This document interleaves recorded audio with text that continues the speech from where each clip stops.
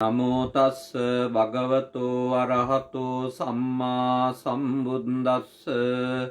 නමෝ තස්ස භගවතෝ අරහතෝ සම්මා සම්බුද්දස්ස.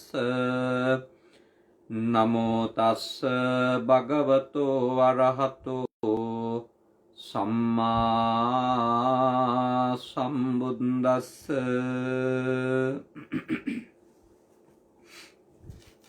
කාරුණික ශ්‍රද්ධාකාමී පින්වතුනි, මේ සන්ධ්‍යායාමයේත් අපේ පින්වත් පිරිස සූදානම් දෙන්නේ තථාගත ලෞතුරු බුදුරජාණන් වහන්සේ දේශනා කරන්නට යෙදුන උතුම් මහා මංගල සූත්‍ර ධර්මය අසුරු කරගෙන තවත් ධර්මානුශාසනාවකට ඇහුම්කම් දෙන්න.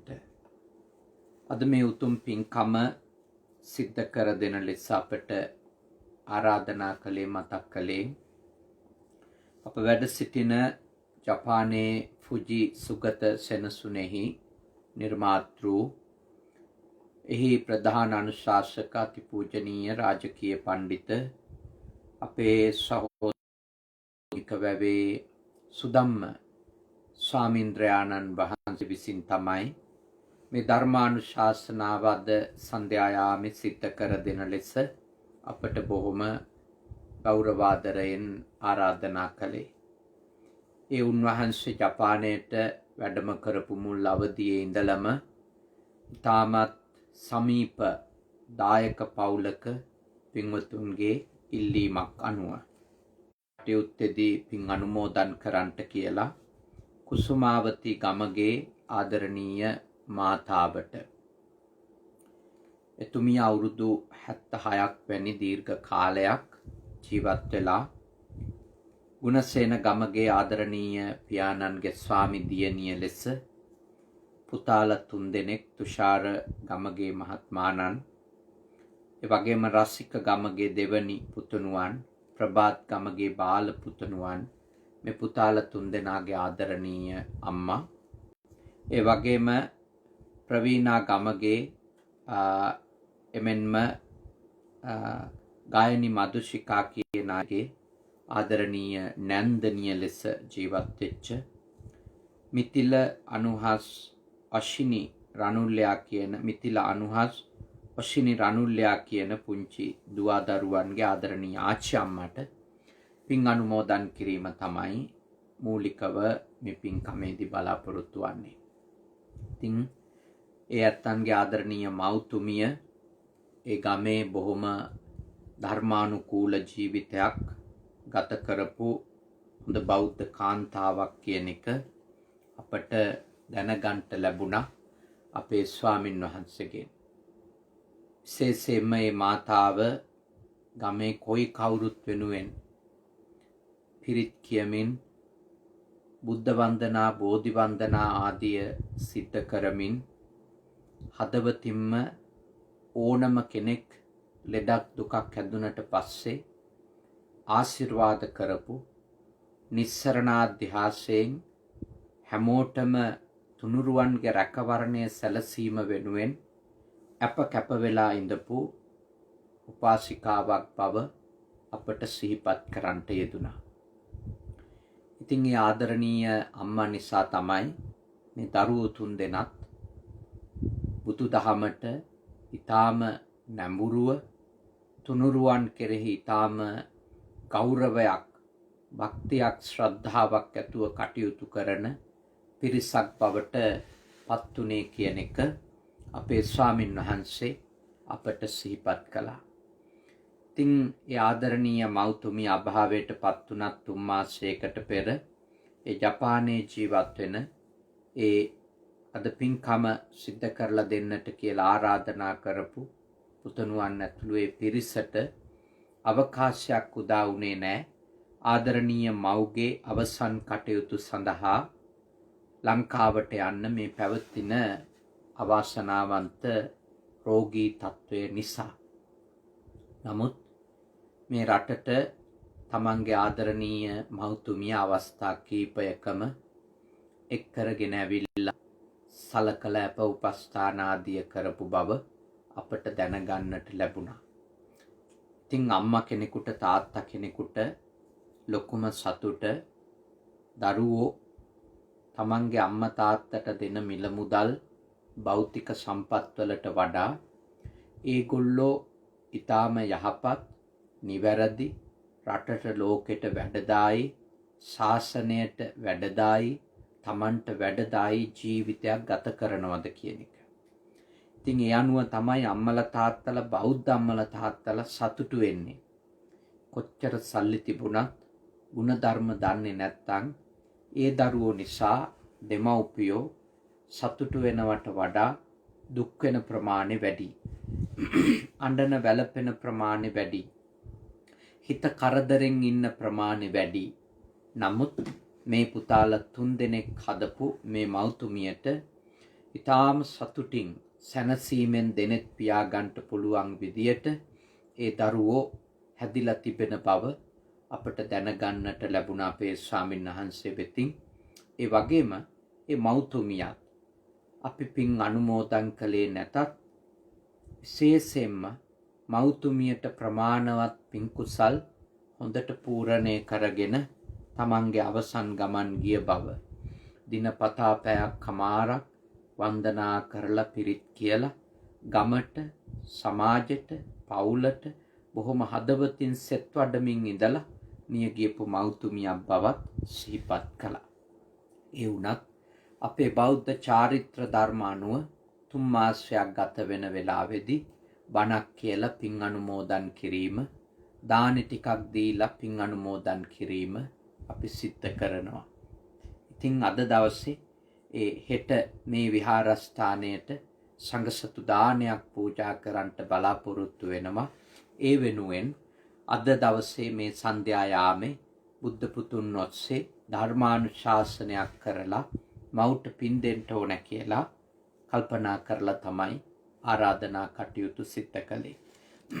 ඒ මවුටත් පින් අත් වේවා කියන සිතින් පියාණන් වහන්සේ ඇතුළු හැමෝටම නිරෝගී සුව ලැබේවා කියන සිතින් යුක්තව අපි සුපුරුදු පරිදි අපේ මහා මංගල සූත්‍රය අසුරු කරගත්ත ධර්මානුශාසනා පින්කම් මාලාවේ දේශනා මාලාවේ තව එක දේශනාවකට එක ධර්ම මාතෘකාවකට යොමු වෙනවා.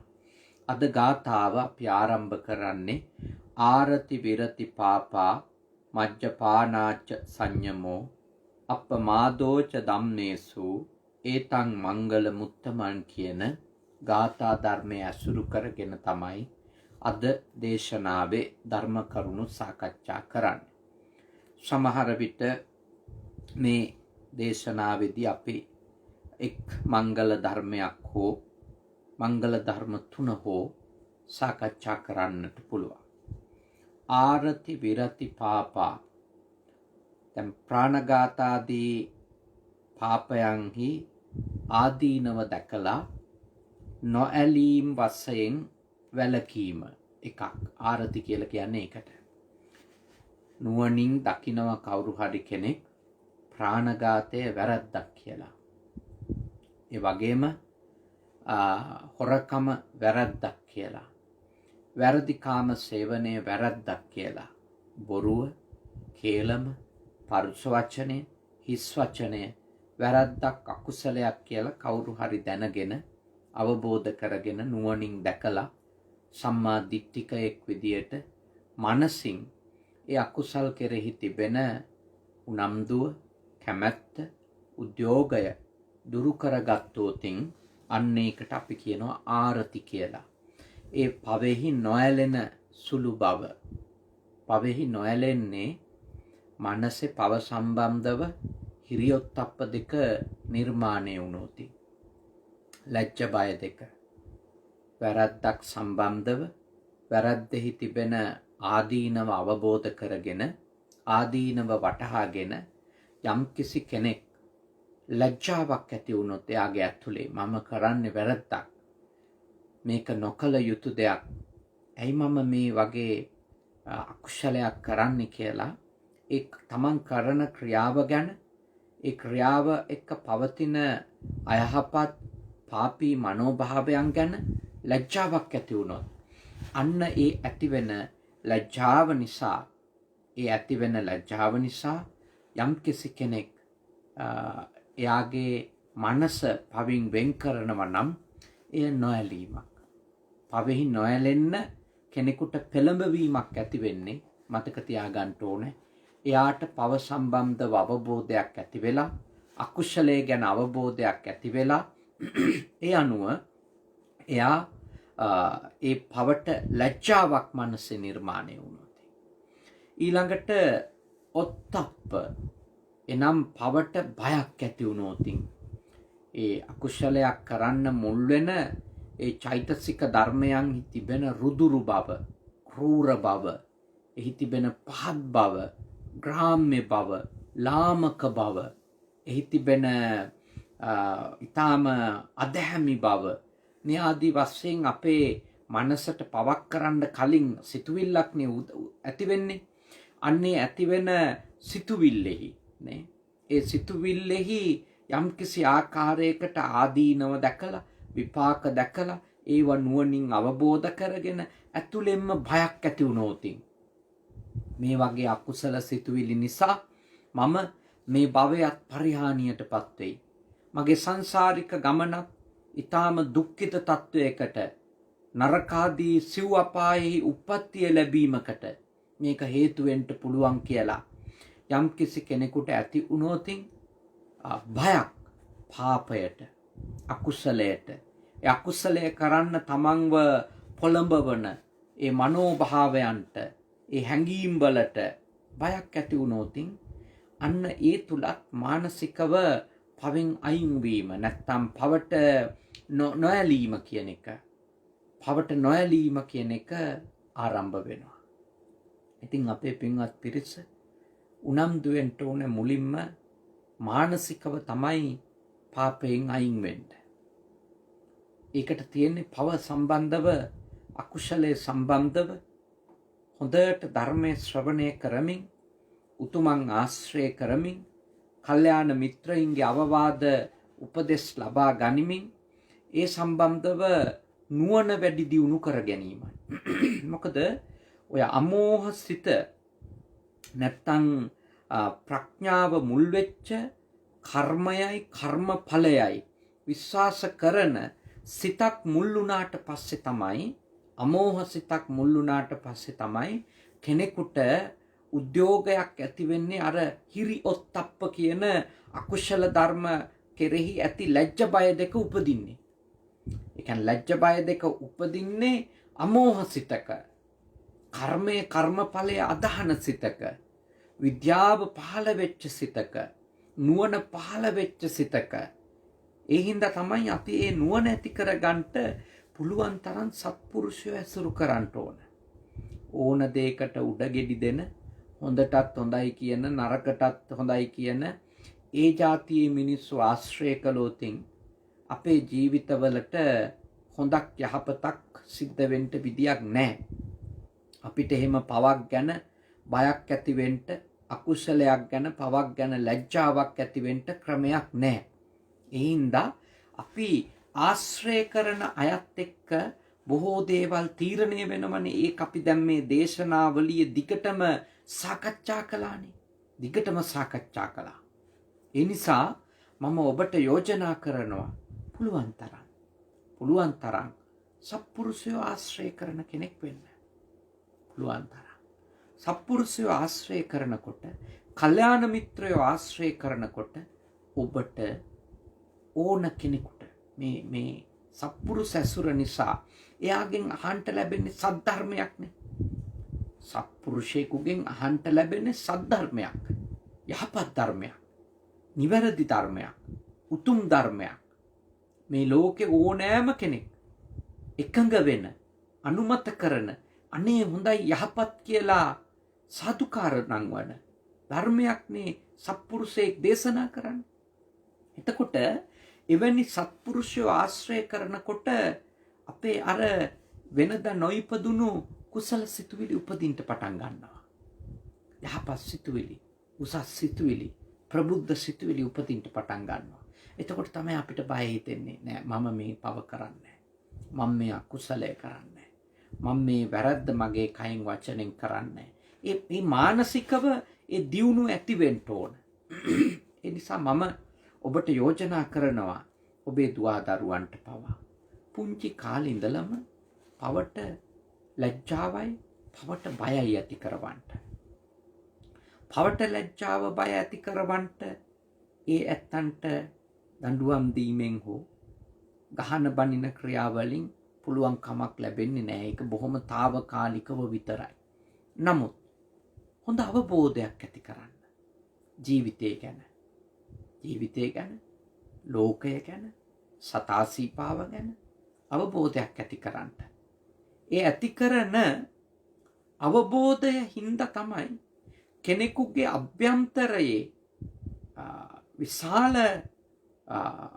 උනන්දුවක් ඇති වෙන්නේ මම යහපත් වෙන්න ඕනේ කියලා.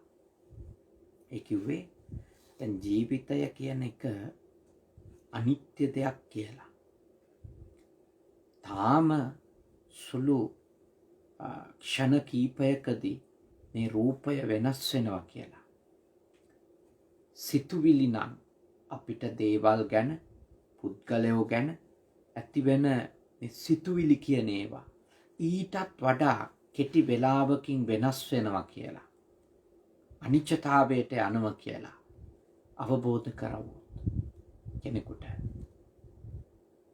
එයාට ඊළඟට හරිම පහසු වෙනවා ඒ ඊටාම වේගෙන් වෙනස් වෙන කයකුත් සිතකුත් සහිතවයි මම ඉන්නේ කියලා ටික ටික අවබෝධ කර ගන්නකොට, තේරුම් ගන්නකොට එයාට ඊටාම පහසු වෙනවා මම ඇයි මේ අකුසලයේ කරන්නේ කියන එකට හිත හදාගන්න.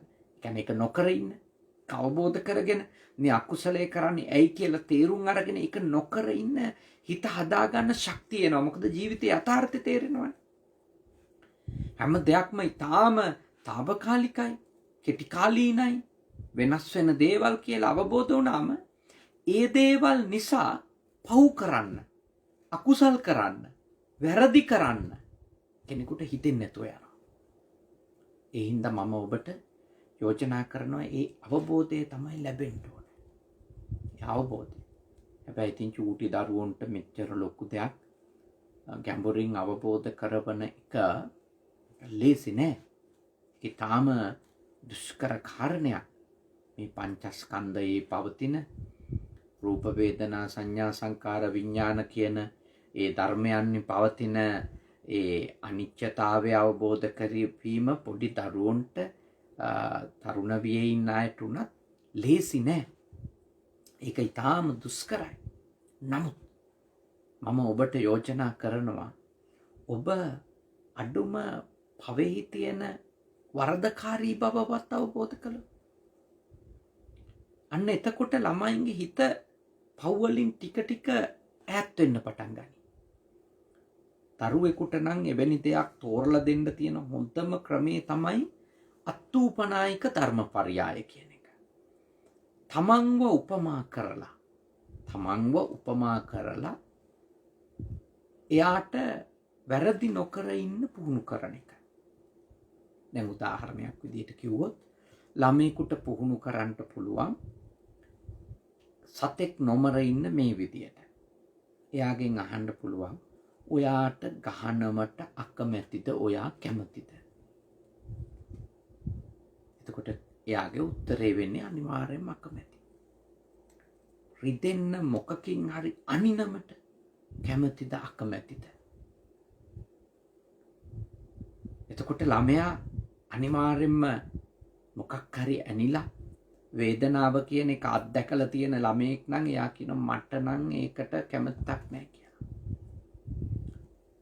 ඊළඟට ඇහුවොත් කවුරු හරි ඒ විදියට ගලකින් ගහලා, පොල්ලකින් ගහලා, මොකකින් හරි ඇනලා, වෙඩි තියලා ඔයාව මරණවට ඔයා කැමතිද? ඕනම් මල ගෙදරකට ගියාම පෙන්වන්න පුළුවන් නේ දරුවෙකුට මේ මැරිච් එක්කනේ. මෙයා ඊට පස්සේදී වල දානවා, නැත්තම් පුච්චනවා. එහෙම තෝරලා දෙන්න පුළුවන් නේ ළමයෙකුට. එතකොට යාට අම්මා නැති වෙනවා, තාත්තා නැති වෙනවා, සහෝදර සහෝදරියෝ නැති වෙනවා, යාළුවෝ නැති වෙනවා. මරුණම එයා ආස කිසිම දෙයක් එයාට ලැබෙන්නේ නැහැ. එයාගේ මේ ආත්මේ ඉවර වෙනවා. එහෙම ළමයෙකුට තෝරන්න පුළුවන් සීමා තියෙනවා. ඒ විදියට ළමයෙකුට අවබෝධ කරවුවොත් එයා මරණවට කවුරු හරි අකමැතිද කැමතිද කියන එක. ළමයෙක් අනිවාර්යෙන්ම උත්තර දෙන්නේ අකමැති කියලා. ඊළඟට ඔන්න එයාගෙන් අහන්න ඕනේ.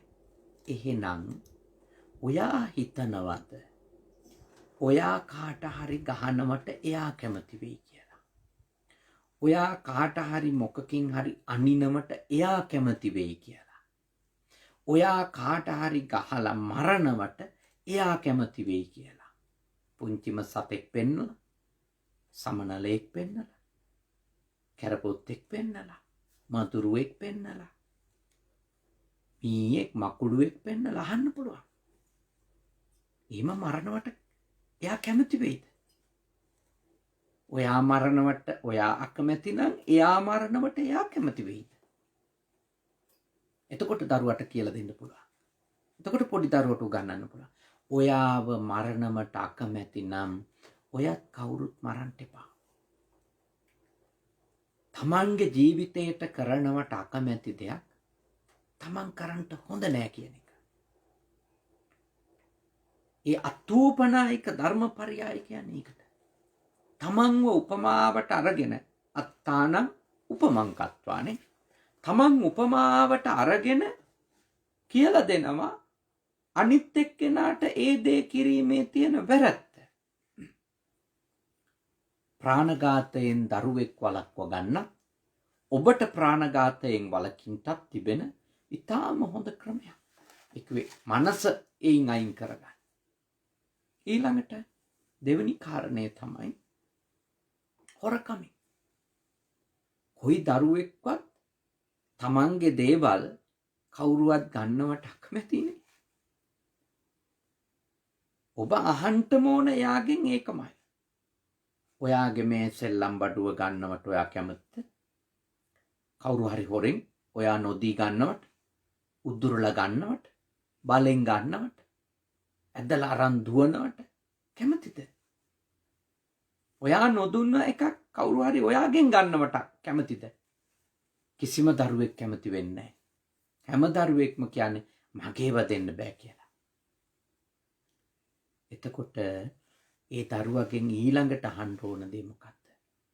එහෙනම් ඔයා කැමතිද ඔයාගේ දේ ගන්නවට ඔයා අකමැති නම් ඔයා හිතනවද අනුන්ගේ දේවල්, අයියාගේ දේවල් ඔයා ගන්නවට, නංගිගේ දේවල් ඔයා නොකිය ගන්නවට එයා කැමතියි කියලා?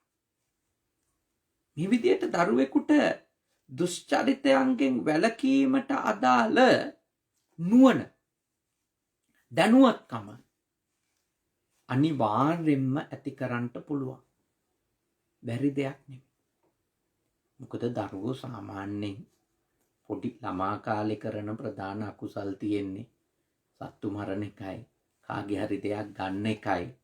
ඊට අමතරව ගත්තොතින් දරුවෙක් ඕන නම් වැඩිම වුණොත් බොරුවක් කියන එකයි.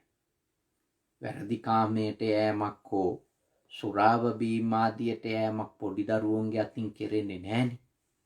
එතකොට ඔබ ඔබේ දුවා දරුවන්ට ඇත්තටම ආදරේ නම්, ඇත්තටම ඔබ ඔබේ දරුවන්ට සෙනෙහසක්, කරුණාවන්තකමක්, දයාවක්, අනුකම්පාවක් දක්වනවා නම් ඔබ කළ යුතු දේ තමයි ඔබගේ දරුවෝ මේ විදියට කරුණු කියා පවෙන් වළක්වන්න ඕනේ.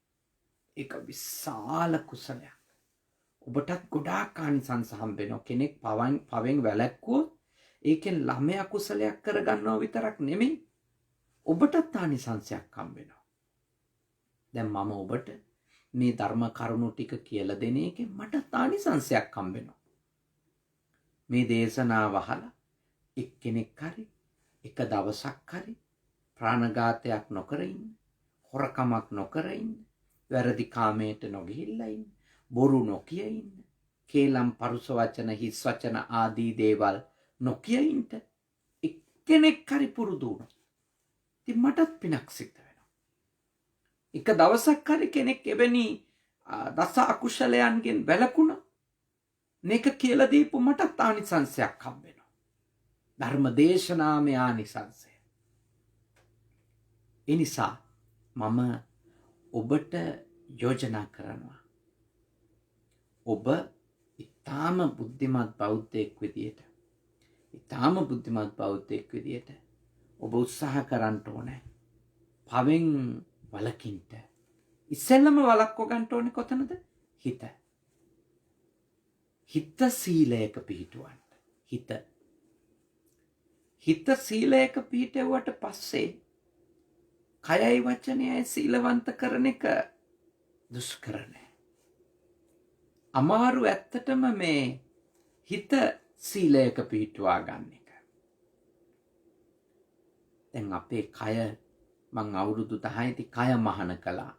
සිවුරක් පෙරෝලා මේ විදියටම කොණ්ඩේ ගාලා කය මහන කළා. හැබැයි හිත මහන කිරීම කියන එක ඒක වෙන්නේ අවබෝධයෙන් ටික. මාර්ගඵලලාභියෙක් වුණාම තමයි පූර්ණව මනස ප්‍රෞර්ජාවට පත් වුණා වෙන්නේ. පූර්ණව. එතකම් පියවරෙන් පියවර හිත සංයමයට පත් කිරීම කියන එක අනුපිළිවෙලින් අපිට ප්‍රගුණ කරගෙන යන්න ඕනේ. මේ ලැබිච්ච භවයේ ගිහියැත්තෙක් වුණා, පැවිද්දෙක් වුණා, කවුරු වුණා. තමන්ගේ හිත පුළුවන් තරම් සංයමයකට, සංවරකමකට, හැදිච්ච කමකට, හික්මුණු කමකට පත් කරගන්න පුළුවන් වීරියක් ගන්නට ඕනේ. පුළුවන් වීරියක්.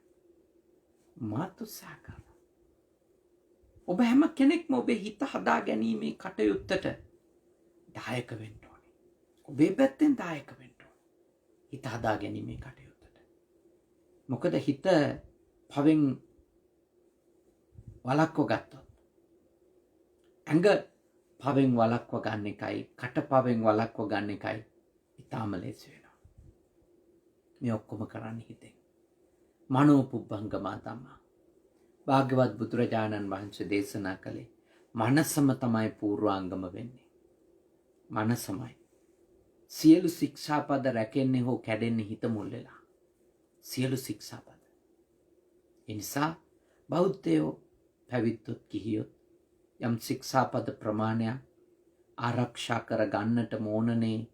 අර සීලයෙන් අනුග්‍රහයක් කර ගන්නට ඕනි කියලා භාග්‍යවතුන් වහන්සේ දේශනා කරනවනේ. මේ නිවන් මඟ සාධනය කරගන්න ඒ උතුම් ප්‍රතිපදාව වඩද්දි අනුග්‍රහිත ධර්මයක් ලෙස සීලය යෝජනා කරනවා. ඉතින් ඒකින්ද අපේ පින්වත් සදහැවතුන් උත්සාහ කරන්න ඕනේ. යම්කිසි ආකාරයකට මුලින්ම ආරති සිත අකුශලයෙන් ඒ අකුශලයට නොඇලුණු තත්වයක් ඇති කරගන්න. ඒක තමයි මේ අවබෝධය ඕනේ කියලා මම යෝජනා කළේ. ඒ අවබෝධය ඇතුලේ තමයි ඒ සිත අකුශලයෙන් ටික ඈත් වෙන්න පටන් ගන්න. ඊළඟට තමයි විරති. විරති කිව්වේ සම්පූර්ණයෙන්ම වැළකීම කියන එක. එතකොට කය වචනය දෙකින් පව් කිරීමෙන් වැළකීම. ඒක විරති. ආරති නොඇලීම. විරති වැළකීම. ආරති කියන්නේ නොඇලීම් වශයෙන් වැළකීමක් තමයි. නොඇලීම් වශයෙන් වළකිනෝ මුලින් ඊළඟට සම්පූර්ණයෙන්ම කයනොයි වචනෙනොයි ඒ අකුශල ක්‍රියාකාරකම් නොකර සිටිනා කෙනෙකු බවටම තමන් පත්වෙන එක ටික. මුලින් මනසින් ඒ කියන්නේ ප්‍රාණඝාත කරන්න අපේ මනසිතින් අකමැත්තක් නැහැ. ඉතින් අකමැත්තක් තියෙනවා. ඒකනේ වරින් වර නැගිටින්නේ. ප්‍රාණඝාතයට කැමැත්තක් අල්පමාත්‍ර හෝ නැත්තම් කිසිම වෙලාවක අපිට හානිකර අපිට අභියෝගාත්මක සත්‍යෝ දැක්කම ඒ සත්තු මරන්න ඕනි කියන සිතුවිල්ල එන්නේ නැහැ. ඒ සිතුවිල්ල එනවා කියන එකේ අදහස ඒ ප්‍රාණඝාතයට යම් කැමැත්තක් ඇතුලේ තියෙන නිසා. ඒකේ තමන්ට අකටයුතුකම් කරන, හතුරුකම් කරන සත්වයෝ මරන්න ඕනි කියන චෛතසිකයක් මේ මානවයාගේ සංවර්ධනයේදී මානවයා තුල ඇති වෙලා තියෙනවා. ඒක ජයගත්තු අය අවබෝධයටපත් වෙච්ච අය. ඒ සිතුවිල්ල පරාජයටපත් කරපු අය ඉන්නවා මේ ලෝකේ. ඔබත් සමහර විට මේ දේශනාව අහන ඔබත් ඒ සිතුවිල්ල පරාජයටපත් කරපු කෙනෙක් වෙන්න පුළුවන්. ඔබ මොන හේතුවක් නිසාවත් කිසිම සතෙකුගේ ජීවිතය තොර කරන්නේ නැති එක්කෙනෙක් බවට පත් වෙලා ඇති මේ වෙනකොට. එනම් ඔබ අවබෝධ කරගෙන තියෙනවා එහි තියෙන වරදකාරී බව. එහි තියෙන අකුසලය. එහි තියෙන අයහපත් බව ඔබ අවබෝධ කරගෙන.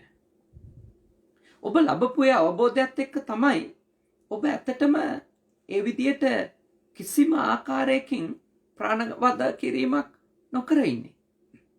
හැබැයි මේ ලෝකෙ මේ මානව ශිෂ්ටාචාරය, මේ සත්වයින්ගේ ශිෂ්ටාචාරය තමන්ට හානිදායක සත්වයා හෝ මරාගත්තොත් තමන්ට වාසිදායක සත්වයා මරා ගැනීම කියන එක, විනාශ කිරීම කියන එක, ඒවා මම හිතන්නේ දැන් ඇවිල්ලා පුරුදු විදියට ඇවිල්ලා දැන් ඒවා ඥාන විදියටම තියෙනවා.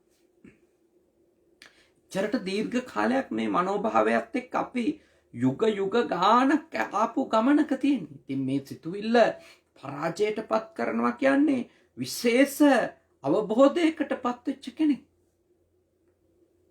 කිසිම සත්වයක මරන්නේ නැති තත්වෙට එයාගේ මනස වැඩිලා කියන්නේ. විශාල ආධ්‍යාත්මික ජයග්‍රහණයක්. විශාල ආධ්‍යාත්මික ජයග්‍රහණයක්. ඒ නිසා ඔබත් මමත් ඒ ජයග්‍රහණය දැන්ට ලබාගෙන තියෙනවා නම් මිය යනකම් ඒ ජයග්‍රහණය රැක ගන්න ඕනේ. දීර්ඝ කාලයක් පුරා මහත් තාම් සතුටින් ඉන්නේ මధుරේ කූඹියක්වත් අතින් මැරෙන්නේ නැති එක ගැන. හැබැයි මම දැන් ඒ සිතුවිල්ල ඉවරයි. ද්වේෂය ආයෙනම් මට ද්වේෂය එන්නේ නැහැ. කිසිම සතෙක් මරන්ට කොයි වෙලාවකවත් හිතෙන්ට විදියක් නැති තරම් මං ඒ ක්ලේශය දුරු කරලා තියෙන්නේ කියලා මට රැවටෙන්න හොඳ නැහැ. මං හැම වෙලාවකම අවදිමත්ව ඉන්නවා.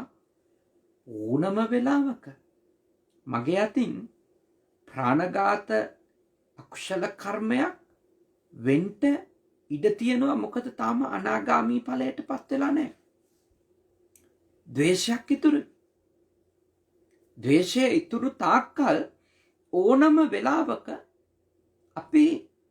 අපිට අභියෝගාත්මක සත්වෙක්, අපේ පැවැත්මට හානිකර සත්වෙක් මරන්න තියෙන ඉඩකඩ වැඩි. ඉහින්ද කලබල වෙන්න එපා. ගොඩක් දවසක් මදුරුවෙක් මැරුවේ නැති වුණාට දැන් ජීවිතේම මම මදුරුව නොමරන කෙනෙක් වෙයි කියලා. සමහර විට ඒ මදුරුව මරලා නැත්තේ එහෙම මදුරුවේ කරදරකාරී ලෙසනේ. අනිවාර්යෙන්ම තාම ඔබේ ජීවිතයට බලපෑමක් කරලා නැති වෙන්න පුළුවන්. ඒ කරදරකාරී ලෙස මදුරුවෙක් ආවා. දැන් ඔබේ පවුලේ කෙනෙකුට ඩෙන්ගු හැදුණා. එතන ඉඳලා මදුරුව සම්බන්ධව ඔබ කොයි විදියට වැඩ කරයිද? ඔබට එක සැරයක් හරි ඩෙන්ගු හැදුණා. අන්න ඒ වගේ අත්දැකීමකට පස්සේ ඔබ මදුරුවෙක්වත් මරන්නේ නැත්නම් එක විශාල ආධ්‍යාත්මික පරිවර්තනයකින් ඔබ ලැබපු ජයග්‍රහණයක්. ඔබ සීලය තහවුරු කරගෙන එතකොට ඔබට ගොඩාක් සතුටු වෙන්න පුළුවන් ඔබ ගැන. මම මගේ සීලය තහවුරු කරගෙන තිබෙනවා කියලා. එහින්දා ඔබ පවින් වැළකීම කියන එක මනසින්ම ආරම්භ කරන්න. ඊළඟට ඔබ කායිකව අකුසල් ටික නොකර ඉන්න තත්ත්වයට එන්න. ප්‍රාණඝාත කරන එක, සොරකම් කරන එක, වැරදි කාමයට යන එක කායිකවනේ. ඊළඟට වාචසිකව අකුසල් නොකරන තත්ත්වයට එන්න. බොරු කියන එක, කේලම් කියන එක, පරුස වචන කියන එක, හිස් වචන කියන එක මම ඔබට ධම්මචර්යාච කියන මංගල ධර්මයේ විස්තර කරද්දි මේ කරුණු පැහැදිලි කළා. ඒකයි නැවත කියන්නේ නැත්තේ ඒවා විස්තරාත්මකව. හැබැයි ඔබ අවබෝධ කරගන්න ඕන. ඔබ කායිකවත් වාචසිකවත් පවෙන් වැළකීම යනු අර මානසිකව ඇති කරගත්තු අවබෝධය ප්‍රකට වීමනේ. ප්‍රකට වීම. මානසිකව ඔබ අවබෝධයට පත්වෙච්ච බව ඔබ පව අකුසලය අවබෝධ කරගත්තු කෙනෙකු බව ප්‍රකට වෙන්නේ කොහොමද? ඔබ ප්‍රාණඝාත නොකර ඉඳීමේ. සොරකම් නොකර ඉඳීමේ. ඒක හරියට මේ වගේ. දැන් දත් දීර්ඝ කාලයක් ආරක්ෂා කරගන්න තමයි දත් මදින්නේ කියලා කෙනෙක් අවබෝධ කරගත්තොත් එයාට දත් මදින්න කියලා බනින්න ඕනේ නෑනේ. රැයට දත් සුද්ධ කරන්න නැතුව දත් මදින්නේ නැතුව නිදා ගන්න එපා කියලා බනින්න ඕනේ නෑනේ. ඒක අවබෝධ වෙච්ච කෙනාට. මොකද හේතුව ඔබ අවබෝධ කරගත්තොත් දත් ටික ආරක්ෂා කරගන්න එකට තමයි දත් මදින්නේ කියලා. එතකොට කවුරු බලන් හිටියත් නැතත් රාත්‍රියාමේ දහවල ඔබ අනිවාර්යයෙන්ම ආහාර ගත්තට පස්සේ ඔබේ දත් සුද්ධ කරනවා. ඒ අවබෝධයට පත් වුණාට පස්සේ ඒක ඉබේම එළියට එනවා. ඒක කවුරුවත් ඒක පස්සේ පන්නන්න ඕනේ නැහැ. හැබැයි ළමයින්ගේ පස්සේ ටික කාලයක් පන්නන්න ඕනේ. එයාලට ඒක තේරෙන්නේ ගොඩාක් කල් ගිහිල්ලා. ඒ කියන්නේ පව අකුසලයේ සම්බන්ධව වුණත් ළමයෙකුට අවබෝධ වෙන්න ගොඩාක් කල් යනවා. ඒක වැරද්දක් කියලා. ඒක අකුසලයක්, ඒක නරක දෙයක් කියලා අවබෝධ වෙන්න ගොඩාක් කල් ගත වෙනවා. එතකොට මේ කල් ගත වෙන කාලය තුළදී අම්මා තාත්තගේ ගුරුවරුන්ගේ හාමුදුරුවරුන්ගේ වගකීම තමයි ඒගොල්ලෝ ගැන අවධානයෙන් ඉඳලා ඒගොල්ලෝ ඒකෙන් වළක්ව ගන්න එක. හැමෝටම ඉතින් නුවණ පැහැදිලා පවෙන් අකුසලෙන් අයින් වෙනවා නම් බොහොම හොඳයි. ඒක විශිෂ්ට තත්වයක්. හැබැයි ඇත්තම කාරණේ හැමෝටම මහා නුවණක් ඇති වෙලා ඒකෙන් අයින් වෙනවට වඩා වෙන කාරණා මතනේ මුලින් අයින් වෙන්නේ. කොයි දෙයක්ද එහෙම? ඒ නිසා මම ඔබට මෙත්සිතින් යුක්තව කරුණාවෙන් දයාවෙන් ඔබට යෝජනා කරනවා ඔබගේ ජීවිතයේ දේවල් වටහා ගත්තට පස්සේ තමයි සම්පූර්ණයෙන්ම වැළකීමක් වෙනවනම් වෙන්නේ කොයි දෙයකින් වුණත්. කියන්නේ යම්කිසි නරකකින් ඔබ වළකින්න නම් ඔබ ඒක නරක ඇයි කියන එක ඉතාම ගැඹුරින් අවබෝධ කරගන්න ඕනේ. එහෙම නැති තත්වයක් ඇතුළේනේ. එහෙම නැති තත්වයක් ඇතුළේ ඒ කියන්නේ ගැඹුරු අවබෝධයකින් තොරව නම් ඔබ යමකින් වැළකීලා තියෙන්නේ. ඒක වැළකින්න ඕන වළකින්න ඕනි ඇයි කියලා ඔබ තේරුම් අරගෙන නෙමෙයි නම් බයක් ඇතුළේ නම් තැති ගැනීමක් ඇතුළේ නම් මොකක් හරි තව දෙයක් ලබා ගන්න තියෙන ආසාවක් ඇතුළේ නම් යම්කිසි දෙයකින් වැළකීලා තියෙන්නේ. මතක තියාගන්න ඔබ ආපහු ඒකට යන්න තියෙන ඊට කඩ වැඩි. ඒ වැළකිච්ච දෙයම ආපහු ඔබ කරන්න තියෙන ඊට කඩ වැඩි. ඒකට අවස්ථාවක් තියෙනවා. දැන් භාග්‍යවතුන් වහන්සේගේ දේශනාවට අනුව දැන් මේ පවින් මේ වැළකීම කියන එක තියෙනවා මේ සම්පත්ත විරතිය කියලා එකක්. ඒ සම්පත්ත විරතිය කියන එක අපේ ඔය මේ අට කතාවල උතුම් ධර්මාචාර්යින් වහන්සේලා පැහැදිලි කරන්නේ මේ යම්කිසි කෙනෙක් යම් දේවල් වලින් වළකිනවා විවිධ කරුණු ගැන හිතලා. එකක් තමයි මේ තමාගේ කුලය ගැන හිතලා. දැන් අපේ කුලේ අය කාස්ට් එක අපේ කුලේ අය මේ වගේ වැරදි කරන්නේ, මේ වගේ නරක වැඩ කරන්නේ, මේ වගේ අකුසල් කරන්නේ කියලා එහෙම නොකර ඉන්නවා. කුලේ ගැන හිතලා. ඊළඟට සමහර අය වයස ගැන හිතලා. දැන් මං වැඩි හිටියෙක් තරුණ කාලේ වුණා කරාට දැන් මේ වයසයි මම වයසක මිනිස්සෙක් වැඩි හිටියෙක් විදියට මං දැන් අර තලස්තෑනි මිනිස්සෙක් විදියට මේවා කරන එක හොඳ නෑ කියලා වයස ගැන හිතලා නොකර ඉන්න දේවලුත් තියෙනවා.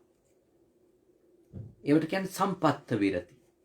තමන්ගේ කුලේ ගැන හිතලා නොකරන වැරදි තියෙනවා. තමන්ගේ වයස ගැන හිතලා ඊළඟට උගත්කම ගැන. සමහර දේවල් කරාට ළමා කාලේ විශ්වවිද්‍යාලයට ගිහිල්ලා දැන උගත්කම ඒ දේවල් ටිකක් ඇති කරගන්න විභාග ආදිය ටිකක් සමත් වෙනකොට බොහෝ වැරදි නොකර ඉන්න පටන් ගන්නවා. දැන් ඔය අපි පොඩි කාලේ අපි ලංකාවේ ගම්වල ගොඩක් උගත් අය හිටියේ නෑනේ ඇත්තටම. ගොඩක් උගත්කමක් නැති හැබැයි බුද්ධිමත් මිනිස්සු ගොඩාක් හිටියා. බොහොම හොඳ මිනිස්සු. නමුත් උගත් අය හිටියේ නෑ. ඉතින් අපි දැක්ක දෙයක් තමයි මේ බොහෝ වෙලාවට මිනිස්සුන්ට අර එලිපිටම යම් දුසිරිත්වල නියැලෙන්ට ලැජ්ජාවක් තිබුණේ නෑ ඒ කාලෙච්චර. බයක් තිබුණේ නෑ. හැබැයි දැන් ගම්වල උගත්තු වැඩිවීමත් එක්ක බොන අය අඩු වුණේ නෑ. හැබැයි බීලා අර මේ කෑකෝ ගහන අසභ්‍ය වචන කියන ඇඳුම් නැතුව පාරේ රණ්ඩු කරන ඒ පිරිස අඩු වුණානේ. උගත් පිරිස වැඩි වෙන්න.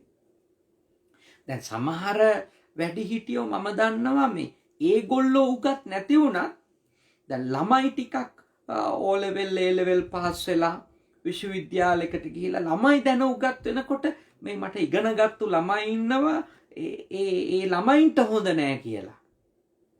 එහෙම යම් වැරදි වලින් වැළකිච්ච අය ඉන්නවා. දැන උගත්කම නිසා ළමයි දැන උගත් අය තාත්තා කෙනෙක් විදියට මම මේවා කරන්න හොඳ නෑ. අම්මා කෙනෙක් විදියට මේවා කරන්න හොඳ නෑ කියලා ඒවා හරි හොඳයි. ඒ විදියට හරි හිතලා යම්කිසි කෙනෙක් යම්කිසි වරදකින් වළකිනවා නම් ඒක ඉතාම හොඳ දෙයක්. සම්පත්ත විරතිය කියලා ධර්මයේ සාකච්ඡා කරන්නේ. ඒ වැළකීම හරි ඔබ මම අපේ ජීවිතය තුළ යම් යුගවලදී ඇති කරගන්න එක හරිම වටින දෙයක්. ඒක අගය කළ යුතු දෙයක්. ඊළඟට සමහර කෙනෙක් ආගම සලකනවානේ. ආගම අපි බෞද්ධ ආගමිකයෝ. අපි මේ පව් කරන්නේ. අපි කතෝලිකයෝ මේ පව් කරන්නේ. අපි ඉස්ලාම් අය මේ පව් කරන්නේ.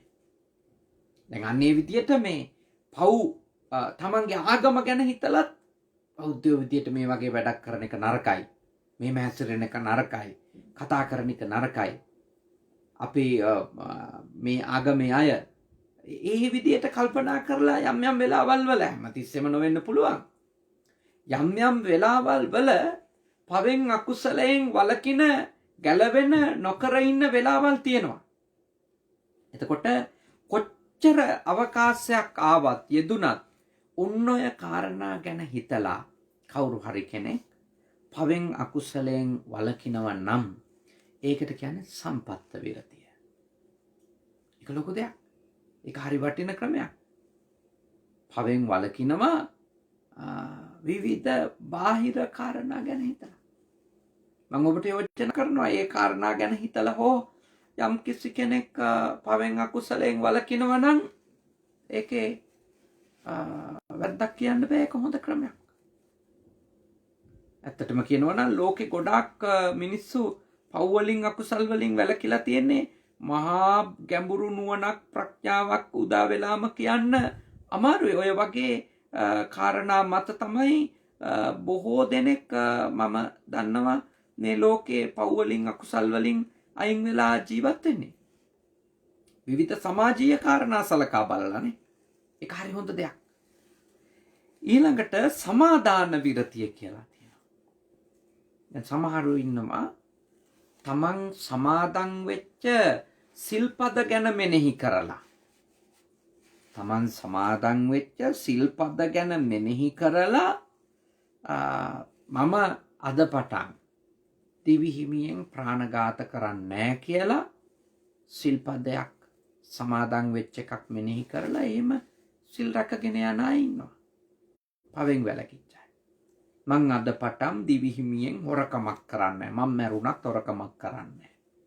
එහෙම කියලා අදිෂ්ඨාන කරලා ඒ දිවි හිමියෙන්ම ජීවිත පරිත්‍යාගයෙන්ම සොරකම් නොකර ජීවත් වෙන අය ඉන්නවා.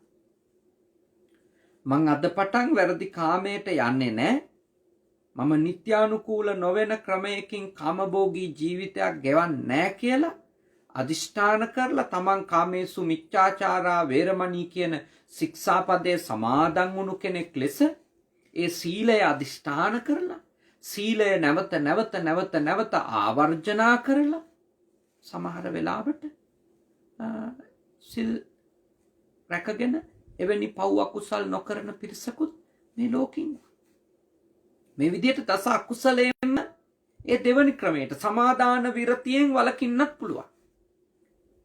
සමාදන් වීම වශයෙන් වළකිනවා.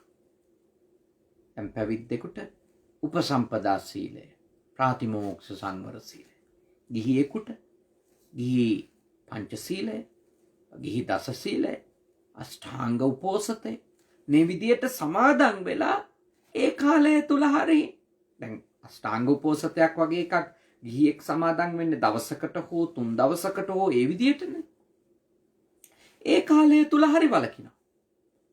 පංචශීලය නිතිපතා නිසා ජීවිතේ පුරාම පංචශීලය රකින්න මම පන්සිල් රකින්න කෙනෙක්.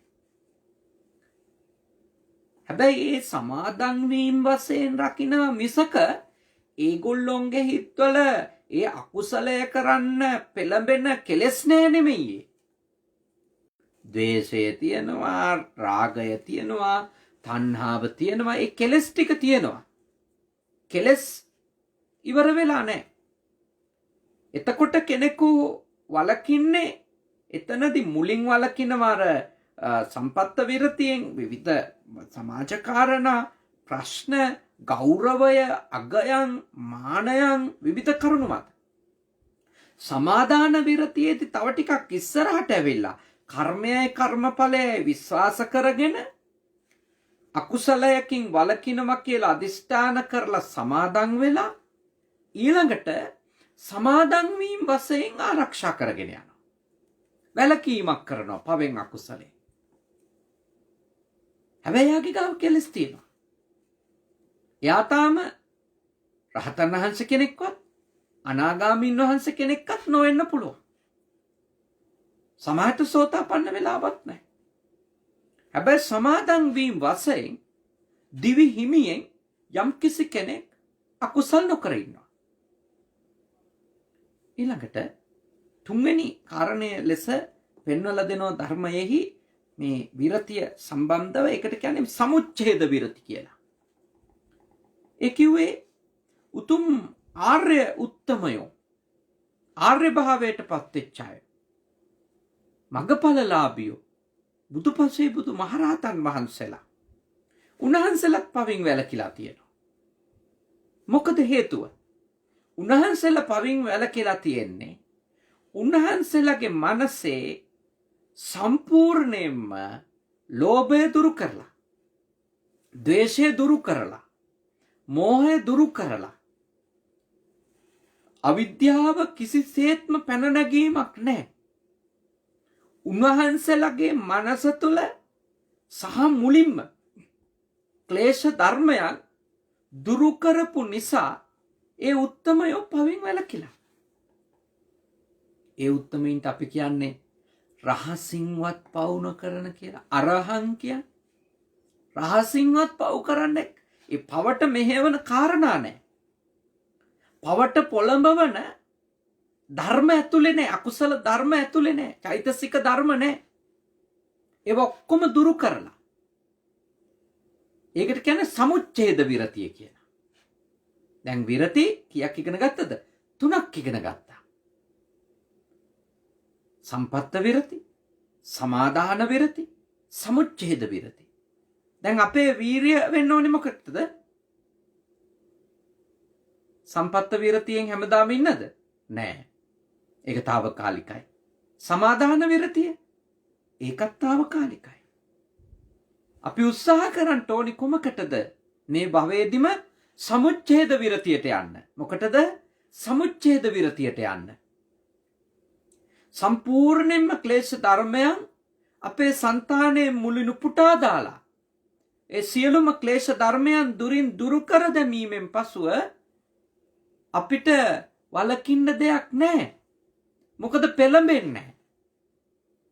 අන්න එතෙන්ට එන්න තමයි අපේ වීරිය වෙන්න ඕනේ. ඉතින් මීට 3 මාසයකට කලින් අභාවයට පත්වෙච්ච මේ දරුවෝ 3 දෙනාගේ තුෂාර ගමගේ මහත්මයාගේ, රසික ගමගේ මහත්මයාගේ, ප්‍රභාත් ගමගේ මහත්තයාගේ ආදරණීය අම්මා, කුසුමාවති ගමගේ මාතාව, ඒ ගුණසේන ගමගේ පියාණන්ගේ ආදරණීය ස්වාමි දියණිය මේ විදියට තමන්ගේ ජීවිතේ සම්පත්ත විරතිය, සමාදාන විරතිය ඇති කරගෙන කටයුතු කරපු කෙනෙක්. ඇයට වීරියක් ඇතුව මේ උතුම් පින් කටයුත්ත සිද්ධ කරන්නට යෙදුනේ. උතුම් පින් කටයුත්ත විශාල පිරිසක් මේ සද්ධර්ම දේශනාව සජීවීව ශ්‍රවණය කළා. රැස් කරගත්ත පින් කුසල් 3 මාසයකට කලින් මියගිය කුසුමාවතී ගමගේ ආදරණීය මෑණියන් වහන්සේ බෝධි පූජා තියමින් පිරිත් කියමින් මිනිස්සුන්ට ආසිරිපතල බොහෝ පින් සිද්ධ කරගත්ත ඒ ආදරණීය මාතාව මේ පින් අත්කර ගනිත්වා, සුවපත් වෙත්වා, සැපවත් වෙත්වා, දුකින් මිදෙත්වා. ඒ වගේම ඔබ නමින් මියගිය සියලු ඥාති හිත මිත්‍රාදීන්ද, මේ වසංගතය නිසා මියගිය සියලුම ඥාතීන්ද මේ උතුම් පින් කුසල් අත්කර ගනිත්වා, සුවපත් වෙත්වා, සැපවත් වෙත්වා, දුකින් මිදෙත්වා. උතුම් අමා මහ නිර්වාණ ධර්මය මේ භවය තුලදීම හෝ සංසාර ගමනේ ඉක්මන් භවයකදී මේ ගෞතම බුදු සසුනේම අවබෝධ කරත්වා නිවනින් නිවී සැනසේවා කියන සිත ඇති කරගෙන සාදු කියන්ට. ඒ වගේම දෙවිවරු පින් අත්කර ගනිත්වා, දෙවියන්ගේ ආශිර්වාදය, ආරක්ෂාව, බැල්ම ශක්තිය විශේෂයෙන්ම ඒ පියාණන් වහන්සේ ඇතුළු කොට ඒ ගමගේ පවුලේ දුවා දරුවන්ට, පවුලට එකතු වෙච්ච දියණිවරුන්ට, ලේලිවරුන්ට, මුණුබුරු මිනිබිරියන්ට සියලු දෙවියන්ගේ ආශිර්වාද වේවා. මේ කොරෝනා වසංගතය නිසා ලෙඩට දුකට පත්වී සිටින ඔබේ අපේ නෑසියන්ට, හිතවතුන්ට, මේ ලෝකවාසීන්ට සියලු දෙවියන්ගේ ආශිර්වාදය ලැබේවා. මේ පින්කම කරගන්ට ඔබට ආශිර්වාද කරපු, මඟ පෙන්වපු, උපකාර කරපු පරම පූජනීය කල්යාණ මිත්‍ර හුරුනිකවැවේ අපේ සුදම්ම ස්වාමීන් වහන්සේ ඇතුළු ෆුජි සුගත සෙනසුනේහි වැඩ සිටින සියලු ස්වාමීන් වහන්සේලට, ලංකාවාසී ලෝකවාසී සියලුම ස්වාමීන් වහන්සේලා ඇතුළු සියලු දෙනාට දෙවියන්ගේ ආශිර්වාදය ලැබේවා. කරදර දුරු වේවා, බාධක දුරු වේවා, යහපත් සිතුම් පැතුම් ඉටු වේවා. උතුම් දෙවිවරු ඔබට ආශිර්වාද කරත්වා. උතුම් දිව්‍ය රාජ සමූහය මේ පින් අනුමෝදන් වෙලා අමා මහ නිවනින් සැනසීමෙන් සැනසීමට පත්වෙත්වා කියලා සාදු කියලා දෙවියන්ට පින් දෙන්න. අවසාන වශයෙන් ඔබ අප හැම දිනාටමත් ආදරණීය මියගිය මෑණියන් වහන්සේ ඇතුළු ඥාතීන්ට, දෙවියන්ටත්, ඒ වගේම සුනාමි ඛේද වාචකයෙන් අද වගේ දවසක මගේ මතක විදියට මිය පරලොව යන්නට යෙදුන සියලුම ලංකාවාසී ලෝකවාසී සියලු දෙනාටත් මේ පින් අත් වේවා, සුවපත් වේවා, සැපවත් වේවා, දුකින් මිදේවා. උතුම් අමා මහ නිර්වාණ ධර්මයම අවබෝධ කරගන්නට මේ පින් කුසල් පාරමිතා වේවා. සාදු සාදු සාදු. ආකාසට්ටා ච බුම්මට්ටා දේවා නාග මහිද්దికා පුඤ්ඤන්තං අනුමෝදිත්වා චිරන් රැක්කන්තු ශාසනං. ආකාසට්ටා ච බුම්මට්ටා දේවා නාග මහිද්దికා පුඤ්ඤන්තං අනුමෝදිත්වා චිරන් රැක්කන්තු දේශනං. ආකාසට්ටා ච බුම්මට්ටා දේවා නාග මහිද්దికා පුඤ්ඤන්තං අනුමෝදිත්වා චිරන් රැක්කන්තු මම් පරන්ති තී. හැම දිනාටම තුනුරුවන්ගේ අනන්ත ගුණ බලයෙන් යහපතක් උදා වේවා. තෙරුවන් සරණයි.